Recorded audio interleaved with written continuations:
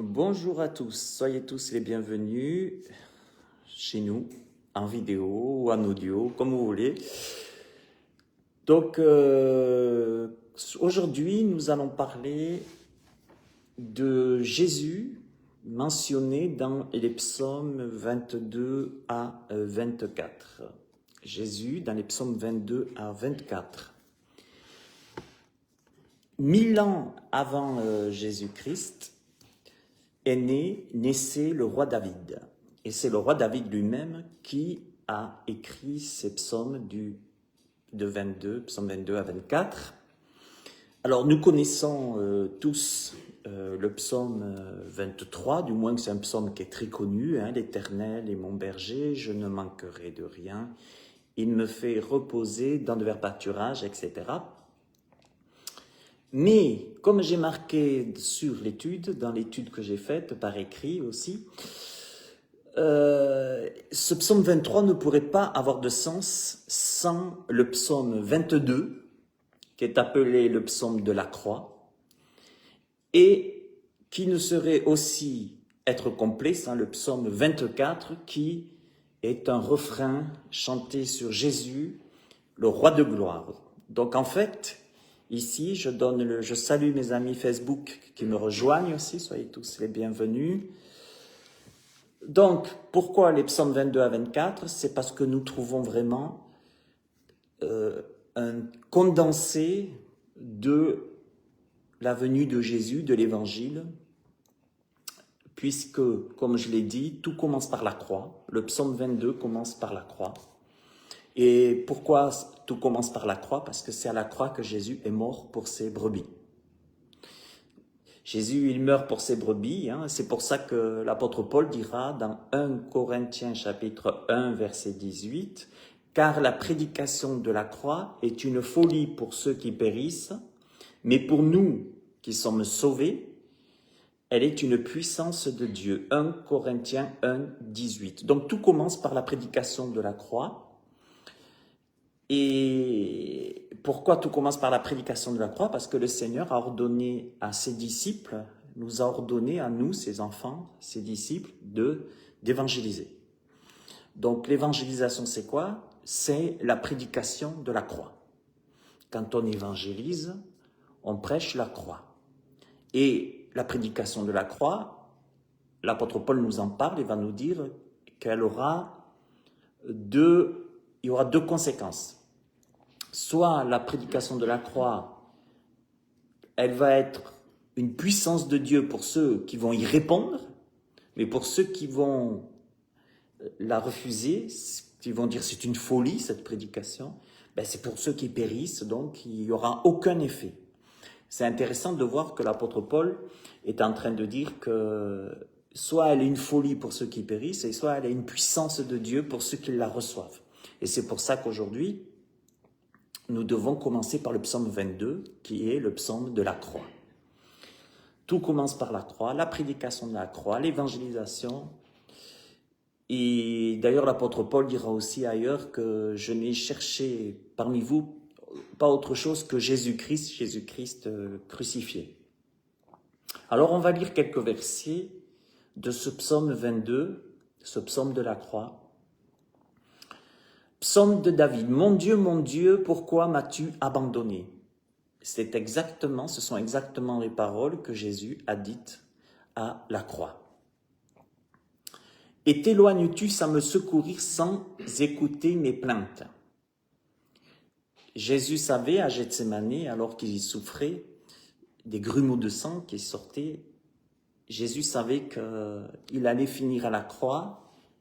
Comme prophétisé, il serait abandonné de Dieu, parce qu'il fallait qu'à la croix, toute la malédiction, tous nos péchés, hein, et on le voit dans Isaïe d'ailleurs aussi, quand il est dit que c'est par ces meurtrissures que nous sommes guéris. Il fallait qu'ils soient meurtris, blessés, tués pour nous. On va bientôt fêter Noël. Noël, c'est la naissance du Christ, c'est la venue du Christ. Jean 3,16, car Dieu a tant aimé le monde qu'il a donné son Fils unique, afin que quiconque croit en lui ne périsse pas, mais qu'il ait la vie éternelle. Tout commence par le psaume 22, mais c'est vrai que Jésus, à la croix, il est mort, il a pris sur lui toutes nos maladies, toutes nos iniquités, c'est par ses meurtrissures que nous sommes guéris. Alors, il faut bien comprendre la guérison dans la Bible, quand il est dit que c'est par ses meurtrissures que nous sommes guéris, son œuvre à la croix, ne nous parle pas que d'une guérison physique. La guérison que Jésus nous a opérée, que Jésus nous donne, c'est une guérison physique, psychique et spirituelle. C'est une guérison totale. Et on continue sur le psaume 22. Donc Dieu abandonne Jésus à la croix, et c'est pour ça qu'il dira « Et t'éloignes-tu sans me secourir, sans écouter mes plaintes. Mon Dieu, pourquoi m'as-tu abandonné ?» Et moi je suis un ver et non un homme, l'opprobre des hommes et le méprisé du peuple. C'est vrai que Jésus a été vraiment méprisé, hein, abandonné, et d'ailleurs je vous conseille d'écouter ou de lire le psaume Ésaïe 53 qui parle justement de ça. Jésus a été méprisé, rejeté. Jésus avait dit il faut que le Fils de l'homme soit rejeté, soit méprisé. Tous ceux qui se voient se moquent de moi. Voilà, donc Jésus, c'est vrai, on se moquait de lui à la croix. Ils ouvrent la bouche et secouent la tête. Recommande-toi à l'Éternel, l'Éternel te sauvera. L'Éternel le sauvera et le délivrera puisqu'il l'aime. Et c'est ce qu'on a dit à Jésus à la croix aussi, hein, que le Dieu t'aide, hein, que Dieu te sauve. De nombreux taureaux sont autour de moi, des taureaux de Basan m'environnent, ils ouvrent contre moi leur gueule, semblable au lion qui déchire et rugit. Je suis comme de l'eau qui s'écoule, et tous mes os se séparent. Mon cœur est comme de la cire, ils se fond dans mes entrailles, ma force se dessèche comme l'argile, et ma langue s'attache à mon palais. Tu me réduis à la poussière de la mort. Car des chiens m'environnent. Une bande de scélérats rôdent autour de moi. Ils ont percé mes mains et mes pieds. Vous voyez, 1000 ans avant Jésus, David est né, et David, ayant reçu l'Esprit de Dieu, c'est bien sûr, David a composé la majorité des psaumes, et il a régné 40 ans sur Israël. Et ce qui est impressionnant, c'est que ces siècles d'avant, vraiment David, Dieu va donner ce psaume 22, ce psaume de la croix pour décrire que Jésus, il aurait aussi les mains percées et les pieds percés aussi. Donc c'est impressionnant de voir toutes ces années avant, ces siècles avant, tout ça. Je pourrais compter tous mes os, et ils observent, ils me regardent, ils se partagent mes vêtements et tirent au sort ma tunique. Vous voyez, c'est vraiment ce qui s'est passé à la croix de Jésus, comme je l'ai dit bien des siècles avant. C'est pour ça que la Bible, il faut l'étudier, mais pas seulement la lire comme une histoire. La Bible, elle est historique et elle est prophétique. Ça veut dire que la Bible, elle va nous parler d'histoire, elle va nous parler d'événements, elle va nous parler de choses. Mais si Dieu n'ouvre pas mes yeux spirituels, je pourrais pas, et mes oreilles spirituelles, je ne pourrais pas voir et comprendre. Je le redis, ce qui se passe aujourd'hui dans le monde est écrit dans la Bible. Et normalement, tout chrétien né d'eau et d'esprit doit avoir les yeux et les oreilles ouvertes, et les yeux ouverts et les oreilles aussi spirituelles pour comprendre ce qui se passe aujourd'hui. Mais pas seulement sur le côté eschatologique, sur le côté de la démonologie, des choses comme ça. La Bible, elle a une histoire, si elle est historique, elle est prophétique, donc ça veut dire qu'il faut pouvoir mettre des mots sur des mots.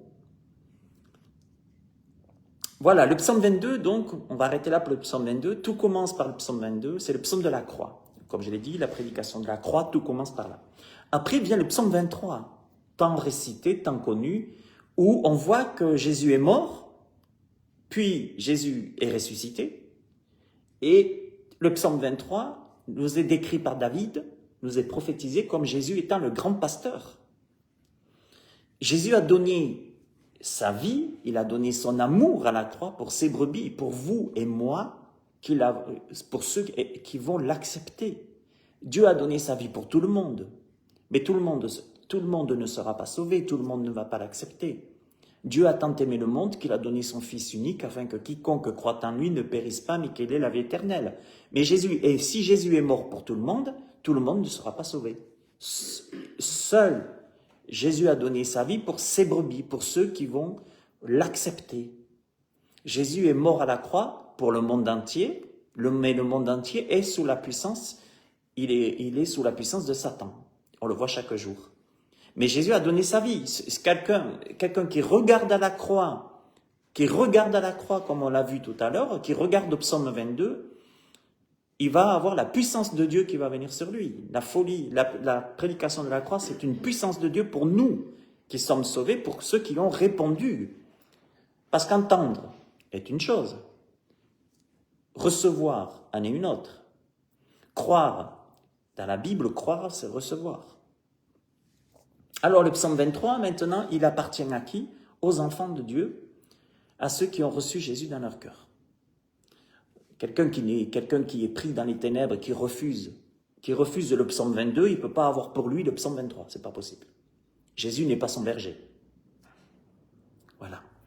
Et le psaume 23, c'est le grand pasteur, il donne son amour à ses brebis, et vous savez ce que j'ai aimé, c'est que quand Jésus est venu, il a vraiment confirmé ce psaume 23, parce qu'il a bien dit aussi dans Jean 10, on peut lire tout Jean 10, il a dit « Je suis le bon berger, je suis le bon berger ».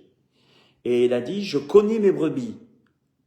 Vous savez, Jésus connaissait Judas, il savait que Judas allait le trahir. C'était aussi d'ailleurs prophétisé dans un psaume. Jésus savait les choses avant. Et Jésus est le bon berger pour vous et moi. Il est notre pasteur. Jésus est notre pasteur. Pour ceux et celles qui sont venus à la croix, qui sont morts à la croix et qui sont nés de nouveau, nés d'eau et d'esprit. Et Jésus a dit, je suis le bon berger. Mais vous vous rendez compte, mes frères et sœurs, Jésus est le bon berger. Et notre berger, et notre pasteur. Donc, ça veut dire quoi? Je continue ce qu'a dit Jésus. Il dira, je connais mes brebis. Ça me rappelle Nathanaël, Zachée et d'autres. Je connais mes brebis et elles me connaissent. Vous voyez que c'est pour ça que je dis, ce psaume 23 n'est pas pour ceux qui refusent la prédication de la croix. Donc, on est censé connaître aussi Jésus. Alors vous allez me dire, mais oui, mais connaître Jésus, oui, comme dit Paul, on connaît en partie. Mais quand on a vécu le psaume 22, on sait qui est le pasteur du psaume 23. Elles me connaissent, comme le Père me connaît et comme je connais le Père, et je donne ma vie pour mes brebis. Jésus a donné sa vie pour ses brebis, pour ceux qui vont répondre oui à la prédication de la croix au psaume 22. L'Éternel est mon berger, dira David. On commence comme ça, psaume 23, 1. L'Éternel est mon berger. Et c'est quelque chose que les enfants de Dieu peuvent dire aussi. On doit dire chaque jour, l'Éternel est mon berger. Pourquoi il est mon berger? Parce qu'il a donné sa vie à la croix, parce qu'il y a eu le psaume 22 avant. Il a donné sa vie à la croix. J'ai la prédication de la croix, je l'ai reçue dans mon cœur. Donc, je suis une brebis, la brebis du Seigneur. L'Éternel est mon berger. C'est beau de savoir qu'avant, on était conduit, avant de passer par le psaume 22, avant d'avoir accepté Jésus, on était conduit par le diable. Heureusement que le Seigneur avait un regard sur nous, mais c'était le diable qui nous conduisait souvent parce qu'on suivait ses voies. On suivait les voies du mal, les voies du diable. C'était pas Dieu qui était notre berger, c'était pas Jésus qui était notre berger, c'était Satan.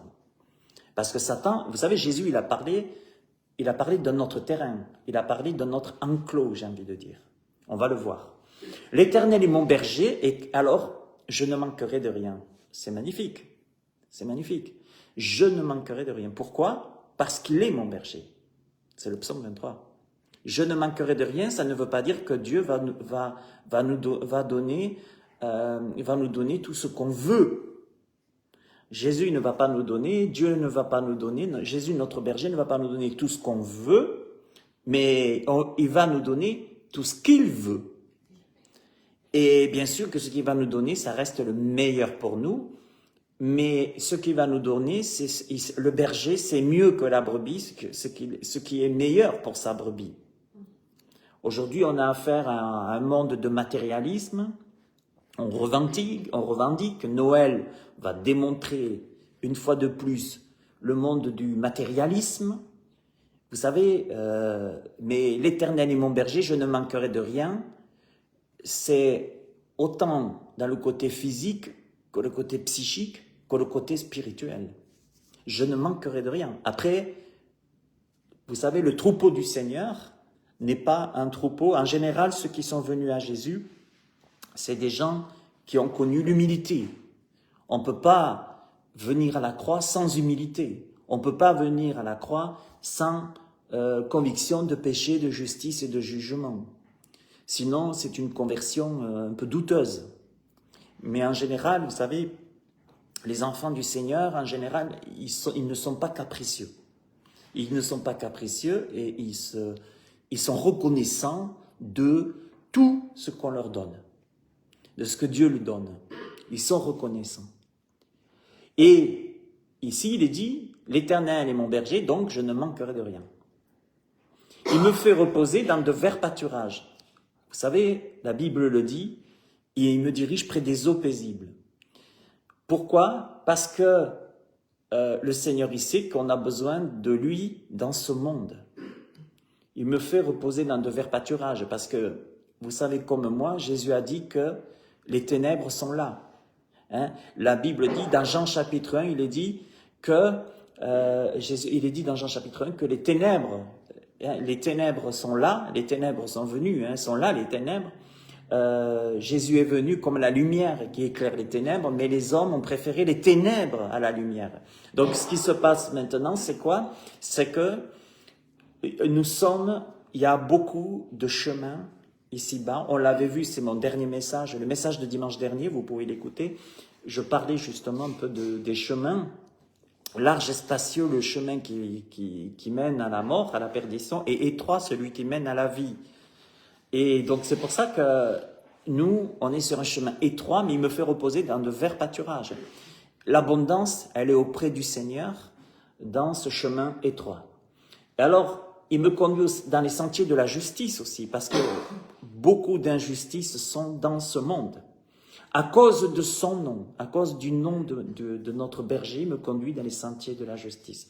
Quand je marche dans la vallée de l'ombre de la mort, et on y marche tous les jours, je ne crains aucun mal, car tu es avec moi. Vous imaginez ceux qui sont passés par le psaume 22, qui sont venus à la croix, la puissance de Dieu s'est manifestée. Aujourd'hui, l'Éternel, le psaume 23, l'Éternel est mon berger. Et alors, Jésus est avec nous. Et c'est pour ça que l'apôtre Paul dira, c'est Christ. Et pour nous, qui sera contre nous? L'Éternel est mon berger. Donc, en fait, c'est pour ça que, quoi qu'il va se passer, c'est ce que Dieu va permettre. Mais l'Éternel reste mon berger. Jésus a dit, je donne ma vie, je suis le bon berger, je donne ma vie pour mes brebis. Donc, c'est pour ça que la Bible dit que si quelqu'un nous touche, qu'est-ce qui va se passer? Si quelqu'un nous touche, il va toucher Dieu. Et si quelqu'un nous touche, la Bible dit que Paul dira, si quelqu'un veut détruire le temple de Dieu, le temple du Saint-Esprit, Dieu le détruira. Parce qu'il est notre berger. Vous savez, il y a beaucoup de loups qui sont là, beaucoup de loups qui cherchent à massacrer les brebis, mais Jésus est le bon berger. Et si on est sous la coupe du bon berger, si on est sous sa protection, les loups ne pourront pas nous dévorer. Mais ce qu'il y a, c'est qu'il faut d'abord passer, avant le psaume 23, il y a le psaume 22, je le redis, il faut une conversion, il faut venir à la croix, il faut la nouvelle naissance. Et il faut rester vraiment avec le Seigneur, le bon berger. Quand je marche dans la vallée de l'ombre de la mort, je ne craindrai alors aucun mal, car tu es avec moi. Le fait que Jésus a dit, je suis avec vous tous les jours jusqu'à la fin. Tous les jours. Et parce que Jésus est avec nous tous les jours, donc quand je marche dans la vallée de l'ombre de la mort, je ne crains aucun mal. Tu es avec moi. Ta houlette et ton bâton me rassurent. Alors ça, c'est des choses qu'on aime peut-être un peu moins parce que c'est question de discipline. Vous savez, un berger, alors il y en a qui aiment bien Jésus pour tout ce que Jésus pourrait donner. Il y en a qui veulent bien Jésus qui leur apporte tout ce qu'ils ont envie, comme des enfants capricieux, des enfants gâtés. Mais il y a le côté aussi de la discipline du Seigneur. Heureusement, en étant la brebis du Seigneur, en étant dans son troupeau, moi je préfère que rester dans le troupeau du Seigneur Je préfère rester dans son enclos. Jésus a dit, je suis la porte, d'ailleurs. Je suis la porte. Et c'est pour ça que tout commence par le psaume 22, par le psaume de la croix, parce que la croix, c'est la porte qui nous mène à l'enclos du Seigneur, qui nous mène vraiment dans les verts pâturages. C'est ce psaume 23 qui vient après. Mais il faut passer par la porte. Alors c'est sûr que les brebis ont besoin de discipline. Elles ont besoin d'éducation, c'est comme tous les enfants. Nous sommes un enfant de Dieu. Mais nous avons besoin de discipline. Le Seigneur, il donne tout ce que les brebis ont besoin. Il pourvoit nos besoins. Mais il y a aussi la houlette et le bâton. Ça fait partie de la marche chrétienne. Le psaume 22, la croix. Le psaume 23, Jésus est le bon pasteur. Un pasteur ne fait pas simplement que de dire oui, amen à tout ce que demandent ses brebis. Un pasteur, il doit savoir aussi dire que ton oui soit oui, que ton non soit non. Le reste vient du malin. Et je crois que dans l'Église, c'est ce que les personnes peut-être n'aimeront le moins. On risque de perdre des membres, on risque de perdre des personnes. C'est aussi, il faut savoir prêcher tout ce qui est bon pour les brebis. Un pasteur doit savoir prêcher tout ce qui est bon pour ses brebis, mais il doit, comme disait Paul à Timothée, reprend, censure, exhorte. Voilà, après il y a ceux qui aiment et il y a ceux qui n'aiment pas, bien sûr. Et on n'aime pas, de toute façon la discipline on n'aime pas, mais on a besoin, dans le psaume 23, Jésus est notre pasteur, Jésus est notre berger, mais il y a aussi la houlette et le bâton, quelque part, qui nous rassurent. Heureusement que le Seigneur nous éduque, parce que ça nous rassure, sinon les loups viendraient nous bouffer, nous dévorer. La Bible dit, c'est l'apôtre Pierre qui le dit aussi, que Satan il rôde comme un lion rugissant, cherchant qui il pourra dévorer et qu'il faut lui résister, mais avec une foi ferme. Mais heureusement que le Seigneur lui-même, il y a la houlette et il y a le bâton qui rassure, parce que on aurait vite tendance à s'égarer vers des chemins, vers des lieux où les loups nous attendent et nous mangeraient tout cru. Oui, le bonheur et la grâce m'accompagneront tous les jours de ma vie et j'habiterai dans la maison de l'Éternel jusqu'à la fin de mes jours. Voilà, donc le but pour nous, c'est de rester sous l'abri du Très-Haut, comme il est écrit au psaume 91 ou 91 pour les Suisses. Et il faut rester sous l'abri du Très-Haut, il faut rester à l'ombre du Seigneur, et pour ça, il faut que vraiment nous puissions rester dans la parole du Seigneur, dans le psaume, c'est ce psaume 23 qui le dit. Et le bonheur, la grâce m'accompagneront tous les jours de ma vie, j'habiterai dans la maison de l'Éternel jusqu'à la fin de mes jours. Puis après le psaume 23 vient le dernier psaume qui est le psaume 24. Donc je refais un rappel, le psaume 22 est un psaume, et le psaume de la croix, tout commence par là. Jésus est venu pour la croix, surtout pour mourir pour nous, sinon on ne serait pas sauvés. Il est mort pour nous. Après, une fois que nous avons accepté l'œuvre à la croix, vient le psaume 23. Une fois qu'on a accepté Christ, qu'on a ouvert la porte de notre cœur au Seigneur, vient le psaume 23 où il devient notre pasteur. L'Éternel est mon berger et où il donne son amour, il nous conduit. On a vu, il y a la discipline du Seigneur, la houlette, le bâton, c'est sûr que voilà. Et le psaume 24, c'est le dernier où il est question de quoi? Aussi du retour de Jésus, et Jésus l'a dit, vous connaissez tous la fête de l'Ascension. Jésus à l'Ascension, il est sur le mont des Oliviers en Israël, et puis au moment où il s'en va, il est dit qu'il reviendrait de la même façon. Donc il est sur les monts, il est où? Il est sur le mont des Oliviers, et avec ses disciples. Et ce qui est intéressant, c'est que là aussi, le psaume 24, avant de lire le psaume 24, nous pouvons lire Zacharie 14, où il est dit, verset 3, « L'Éternel paraîtra, et il combattra ces nations comme il combat au jour de la bataille. Ses pieds se poseront en ce jour sur la montagne des Oliviers, sur la montagne des Oliviers, qui est vis-à-vis de Jérusalem, du côté de l'Orient. La montagne des Oliviers se fendra par le milieu, à l'Orient et à l'Occident, et il se formera une très grande vallée. Une moitié de la montagne reculera vers le septentrion et une autre moitié vers le midi. » Alors là, on va lire le psaume 24, qui va confirmer, donc David, je le redis, David est né 1000 ans avant Jésus-Christ. Et David, en régnant 40 ans sur Israël, 40 années de ministère, même plus, et David, il dira dans son psaume 24, il va confirmer des siècles avant que Jésus va revenir, va poser ses pieds, donc comme il est dit aussi dans Zacharie 14, on l'a lu, mais je vous lis le psaume 24, à l'Éternel, la terre et ce qu'elle renferme, le monde et ceux qui l'habitent, car il a fondé sur les mers et affermi sur les fleuves? Qui pourra monter à la montagne de l'Éternel? Alors, il faut savoir que la montagne de l'Éternel, c'est Jérusalem. Hein. Et vous savez que Jésus, quand il va revenir, la Bible dit, il va poser ses pieds sur le mont des Oliviers. Et vous avez peut-être entendu parler des rameaux. Pourquoi des rameaux? Parce que lorsque Jésus est rentré dans Jérusalem avec les rameaux, il est rentré sur, comme c'était d'ailleurs aussi prophétisé aussi dans la Bible, il est rentré assis sur un ânon, sur le petit d'une ânesse. D'accord? Et ce qui est intéressant, c'est que si vous étudiez l'animal, le ânon ou l'âne, donc surtout au Moyen-Orient, ils ont une croix qui est dessinée sur eux. C'est impressionnant. Vous taperez sur Google ânon, âne, Proche-Orient, Moyen-Orient, avec c'est dessiné une croix dessus. Et Jésus s'est assis sur un ânon. Il est rentré par où? Par la porte d'or. Cette porte d'or est une porte à Jérusalem, donc une porte du temple, qui mène à Jérusalem. C'est une entrée qui a été fermée aujourd'hui, par les musulmans parce qu'ils ne voulaient pas, par rapport à cette prophétie, que le Messie d'Israël rentre par là. Jésus est rentré par là et c'était prophétique parce que Jésus il est rentré quand il est venu et la Bible dit. Il est dit qu'en ce jour-là, je vous lis le psaume 24, vraiment, il a fondé, donc, qui pourra monter à la montagne de l'Éternel, qui s'élèvera jusqu'à son lieu saint, celui qui a les mains innocentes et le cœur pur, qui ne se livre pas au mensonge, qui ne livre pas son âme au mensonge et qui ne juge pas pour tromper. Voilà, donc ce qui est intéressant, c'est que là aussi, on voit quoi? Je vais venir pour ce que je vous disais de Jésus. Quand il est venu avec les rameaux, porte élevez vos linteaux, ici on a affaire, quand il est question de porte en Israël, c'est les portes de Jérusalem, les portes qui mènent, vous savez que le temple, si vous faites un voyage en Israël, vous avez plusieurs portes qui renferment plusieurs noms. Alors, ici vous allez voir, il est dit, porte, élevez vos linteaux, élevez-vous, portes éternelles, que le roi de gloire fasse son entrée, c'est intéressant, fasse son entrée, c'est ce que Jésus a fait pendant les rameaux.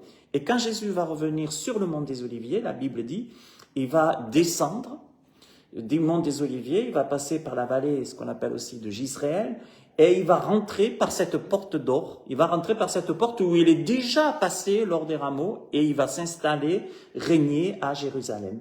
Hein, c'est le Messie. Et d'ailleurs, il est écrit, c'est intéressant là aussi, que si on a vu dans le psaume 22 qu'il est question la main percée, les pieds percés, donc il décrit la croix, le psaume 22. Le psaume 23, on a vu, c'est le psaume du berger. Là, c'est la vie que nous menons aujourd'hui de notre vivant avec le Seigneur. Mais dans le psaume 24, ce qui est intéressant, c'est que Jésus va revenir, il va rentrer par cette porte, il va s'installer, régner, parce qu'il est dit quoi? Dans Zacharie aussi, qui posera donc les pieds, qui reconnaîtront celui qu'ils ont percé. Il va rentrer et il va régner à Jérusalem sur la terre entière. Et le diable sera lié pendant 1000 ans. Vous avez peut-être entendu parler du millénium, c'est à ce moment-là que ça va se passer. Alors, qui est le roi de gloire? L'Éternel fort et puissant. Là aussi, ça confirme aussi la divinité de Jésus, parce que, par exemple, il y a des groupes chrétiens comme les témoins de Jéhovah qui ne croient pas que Jésus est le Fils de Dieu, que Jésus est Dieu.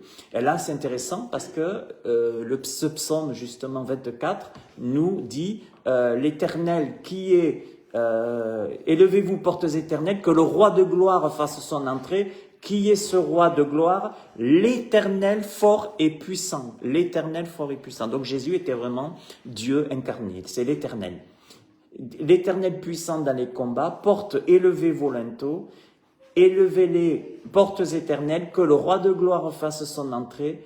Qui est donc ce roi de gloire? L'Éternel des armées. Voilà le roi de gloire. Donc c'est intéressant parce que, donc, pour conclure maintenant cet enseignement, ce qu'il faut comprendre dans ces psaumes, les psaumes 22, 23, 24, c'est qu'on a toute l'œuvre du Christ. On a l'évangile déjà 1000 ans avant Jésus-Christ. Et c'est beau de voir aussi que ça décrit, je le redis pour terminer, pour conclure, le psaume 22 nous présente la mort de Jésus, d'accord? Le psaume 23, le Jésus comme notre pasteur pour ceux qui l'ont accepté, hein, il est notre pasteur. Et le psaume 24, le retour de Jésus. Donc, comme Jésus, c'est ce qui a été dit sur le mont des Oliviers lors de l'ascension, de la même façon qu'il est parti, il va revenir. Donc, nous comprenons aussi pourquoi il y a un enjeu très fort à Jérusalem, en Israël, très fort. Pourquoi? Parce que c'est là, bien sûr que Jésus était juif par naissance, le salut vient des Juifs, hein. Mais c'est là aussi que va se jouer le conflit des temps de la fin, donc toutes les nations contre Jérusalem. Mais c'est là que Jésus va apparaître lorsque toutes les nations vont monter contre Jérusalem. Voilà. Alors, ben voilà, donc que Dieu vous bénisse. N'hésitez pas à relire le texte. Vous pouvez relire sur Pasteur en ligne ou sur ma page Facebook, sur mon compte Facebook. N'hésitez pas aussi, je vais mettre cet enseignement sur YouTube, à vous abonner sur ma chaîne YouTube. Il y a plein d'enseignements. Et puis, à dimanche prochain pour notre enseignement Abraham. Bienvenue chez nous, Abraham aussi. On fait tous les dimanches un enseignement biblique. Donc, bienvenue en tout cas à tous ceux qui nous rejoignent, tous ceux qui sont là, qui acceptent, qui viennent aussi. Et c'est un partage biblique. Voilà, comme en direct. Mais on ne voit pas qui vous êtes. Donc, c'est bien. Voilà, que Dieu vous bénisse et à très bientôt pour une suite.